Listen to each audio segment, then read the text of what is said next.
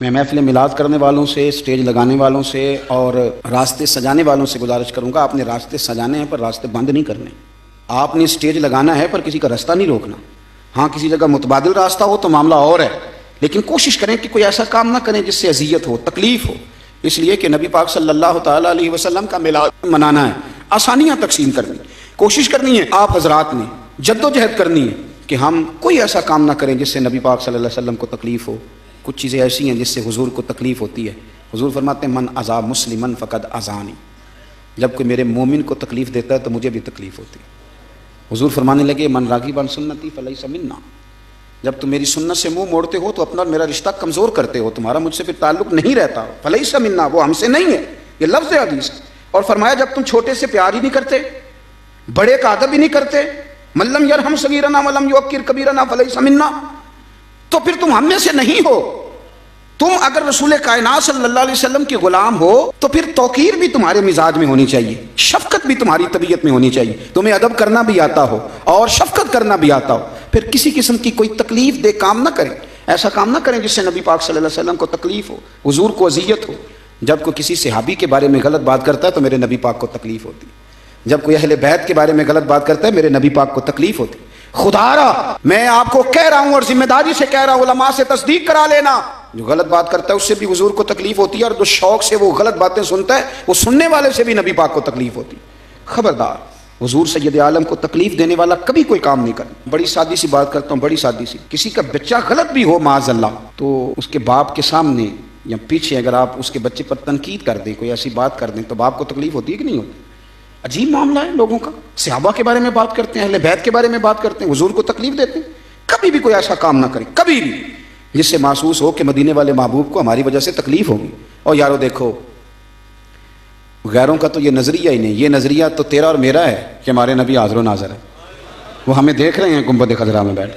تو میں کیا کرتا ہوں، اگر ہمارا یہ نظریہ ہے تو ہماری ذمہ داریاں بھی تو پھر زیادہ ہونی چاہیے، پھر تو ہماری تنہائیاں بھی پاک ہونی چاہیے، پھر تو ہمارا تقویٰ مضبوط ہونا چاہیے، پھر تو دیانتداری میں ہمارا پہلا درجہ ہونا چاہیے، اس لیے کہ ہمارا نظریہ ہے کہ سرور کائنات صلی اللہ علیہ وسلم ہمیں دیکھتے ہیں۔ تو میرے عزیز کبھی بھی کوئی کام ایسا نہ کریں، محبت میں بھی نہ کریں، محبت میں بھی نہیں کریں، کبھی بھی محبت میں بھی حدیں نہ کراس کریں۔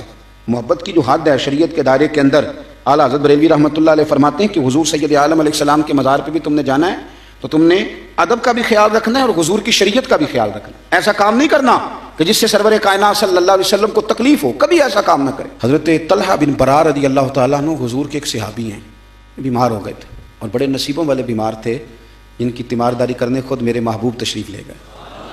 حضرت طلحہ بن برار رضی اللہ تعالیٰ عنہ شدید علیل ہیں، حضور نے ان کا چہرہ دیکھا، مقدس آنکھوں میں آنسو آئے۔ کریم محبوب صلی اللہ علیہ وسلم اٹھ کر کے ان کے گھر والوں کو بتایا کہ مجھے لگتا ہے میرا طلحہ آج رات انتقال کر جائے گا، اور جب اس کا انتقال ہو تو مجھے خبر کرنا اور تدفین میں جلدی کرنا۔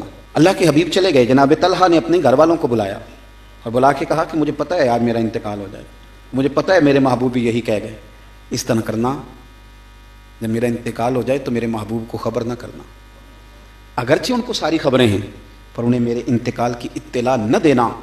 یارو یہ بھی محبت کا رنگ ہے، اس کو بھی سمجھیں۔ ضروری ہے کہ آپ کسی کو کہیں کہ تو میرے گھر ہی چل کے آپ تکلیف ہی دیں، آپ کسی کو کہیں تو میرے لیے ایز اے اسپیشل کر کے وقت نکال اذیت میں مبتلا کریں۔ فرمایا میرا انتقال ہو جائے گا پر میرے حضور کو تکلیف نہ دینا۔ طلحہ حضور کو نہ بلائیں، گویا حضور تو جس پر 4 تکبیریں پڑھ دیں سند ہو گئی کہ سیدھا جنت میں جائے گا، سند ہو گئی کہ خدا کے کرم میں آ گیا، تو آپ کہہ رہے ہیں کہ نبی پاک صلی اللہ علیہ وسلم کو اطلاع نہ دی جائے۔ سنو، جب عشق سکھاتا ہے آداب خود آگاہی، پھر کھلتے ہیں غلاموں پر اسرار شہنشاہی۔ حضرت طلحہ بن برا کہنے لگے تمہیں پتہ ہے کہ جن گلیوں سے حضور نے گزر کے آنا ہے وہاں یہودی زیادہ رہتے ہیں، رات کا سناٹا ہے، یہودی میرے نبی پاک کے دشمن ہیں، اگر رات کو میرے جنازے کے لیے حضور آئیں اور کوئی یہودی اوپر سے معاذ اللہ میرے نبی کو تکلیف دے دے تو میں نہیں پسند کرتا میرے جنازے کے لیے حضور کو تکلیف ہو، لہذا مجھے دفن کر دینا۔ مجھے سب سے زیادہ اپنے نبی کا آرام عزیز ہے، ذرا بھی تکلیف میری وجہ سے میرے رسول کو نہ ہو۔ یارو عشق کا یہ تقاضا بھی تو سمجھو نا، یہ والا ماحول بھی تو سمجھو نا، اس پر بھی تو تھوڑی توجہ کرو۔ حضرت طلحہ بن برا کا وصال ہو گیا، رات کو تدفین کر دی گئی، حضور کو اطلاع نہ دی، سارا کچھ جاننے والے رسول صبح آئے اور تم نے مجھے بتایا کیوں نہیں؟ سونے کیا کرتے؟ اس عاشق زار نے کہا تھا حضور کو اطلاع نہ دینا، فرمایا چلو پھر مجھے بتاؤ قبر کہاں ہے۔